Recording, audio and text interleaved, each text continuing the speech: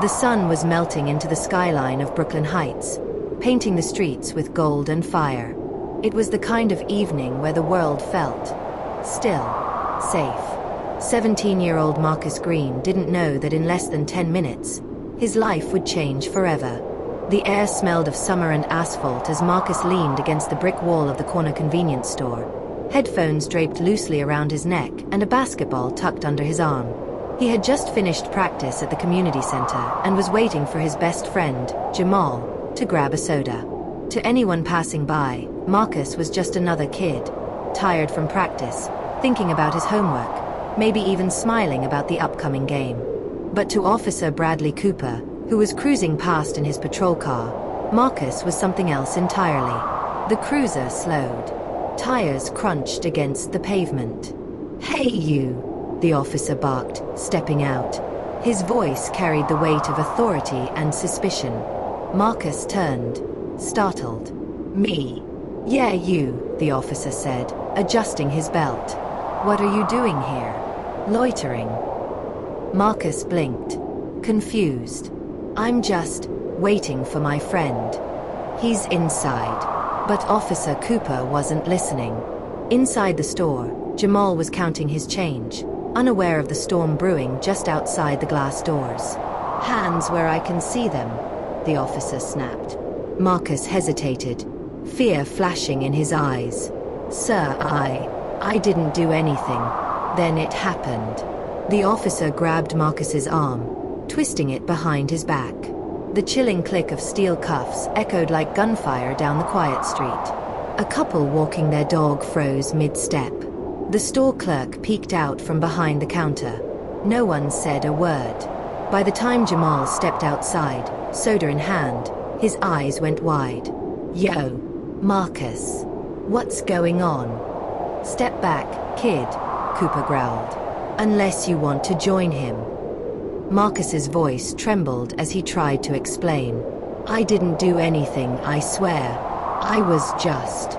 "Save it," the officer spat. "Tell it downtown." The ride to the precinct was silent, except for the static hum of the police radio. Marcus stared out the window, his chest tight, every second an eternity. By the time they reached the station, the sun was gone, and so was the life Marcus had known. He was booked, fingerprinted, photographed, like a criminal. News of the arrest spread faster than wildfire. At the Green household, panic filled the walls. "My son doesn't cause trouble," Angela Green sobbed at the front desk of the precinct. "He's a good kid. Please. There's been a mistake." But to the officers there, Marcus was just another name. Another file. Another number. The next morning, local news outlets ran with the headline, "Teen arrested for loitering and resisting arrest." But what they didn't know, what no one knew yet, was that the truth was sitting quietly above that corner store, captured by a dusty security camera. 2 days later, store clerk Mr. Hernandez sat in his cramped back office, scrolling through footage. His hand froze on the mouse when the timestamp, 6:47 p.m., flashed across the screen. There was Marcus, standing there, headphones around his neck, basketball under his arm, waiting. No trouble. No confrontation. No crime. "This," Hernandez whispered, leaning back in his chair as his heart raced. "This changes everything." But word travels fast in Brooklyn. And danger travels faster. Calls started coming in. Threatening emails. Warnings to stay quiet. Meanwhile, Marcus sat in his room, staring at the ceiling as the world outside exploded. His phone buzzed endlessly. "Bro, you're trending. They can't get away with this. Be careful." His mother sat quietly by the door, her face etched with worry. "We'll get through this," she whispered. "I promise." By the third day, protesters crowded the streets outside the precinct. Signs waved. Voices rose. "Justice for Marcus." News crews parked their vans, cameras rolling, documenting every charged moment.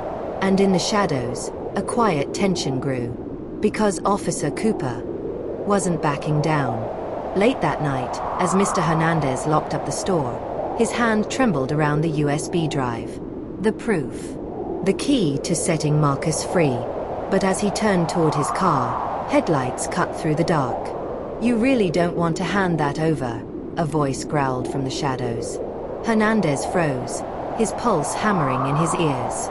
Across town, Marcus sat on the edge of his bed, scrolling through hateful comments. "You think you're innocent? You're just another thug."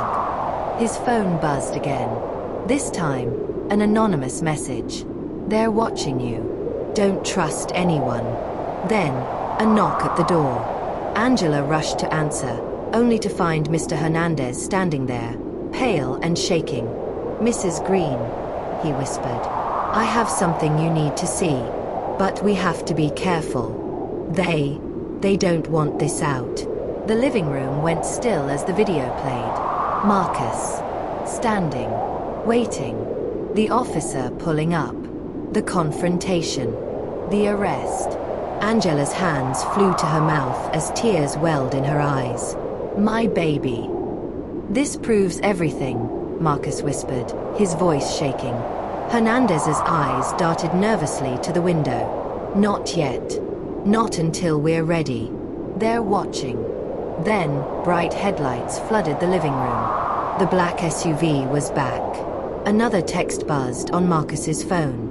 "If you want to survive this, meet us at Pier 14. Midnight. Come alone." Every instinct told Marcus to stay home. Stay safe. But something deeper, something louder, told him this was the only way to uncover the truth. As the clock ticked closer to midnight, Marcus pulled up his hood and stepped into the darkness.